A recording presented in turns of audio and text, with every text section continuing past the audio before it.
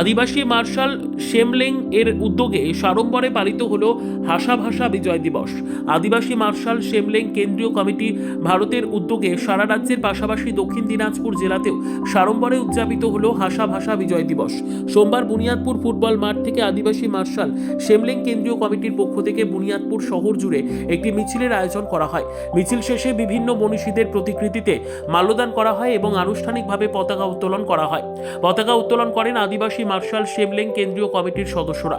এই অনুষ্ঠানে উপস্থিত ছিলেন সংগঠনের কেন্দ্রীয় সভাপতি গোরা মুর্মু, বিশেষ অতিথি হিসেবে কেন্দ্রীয় সম্পাদক সুভাষচন্দ্র মান্ডি, কেন্দ্রীয় জেনারেল সেক্রেটারি বিভূতি টুডু সহ সংগঠনের আরও বহু সদস্য ও সমর্থকরা। অনুষ্ঠান চলাকালীন যাতে কোনো ধরনের অপ্রীতিকর ঘটনা না ঘটে সেই কারণে বংশিয়ারি থানার পক্ষ থেকে বুনিয়াদপুর ফুটবল মাঠ ও আশপাশের এলাকায় ব্যাপক পুলিশি নিরাপত্তার ব্যবস্থা করা হয়। আজকে আমরা আদিবাসী মার্শাল শেমলেং এর পক্ষ থেকে হাসা ভাষা বিজয় দিবস মানে মাতৃভূমি বিজয় দিবস উদযাপন করছি। গোটা ভারতবর্ষেই হচ্ছে, তার সঙ্গে আমরা বুনিয়াদপুর ফুটবল মাঠেও আদিবাসী মার্শাল শেমলেং এর পক্ষ থেকে আজকে আমরা এই অনুষ্ঠানটা এখানে পালন করছি। কী কর্মসূচি আছে? আমাদের কর্মসূচি আজকে এখানে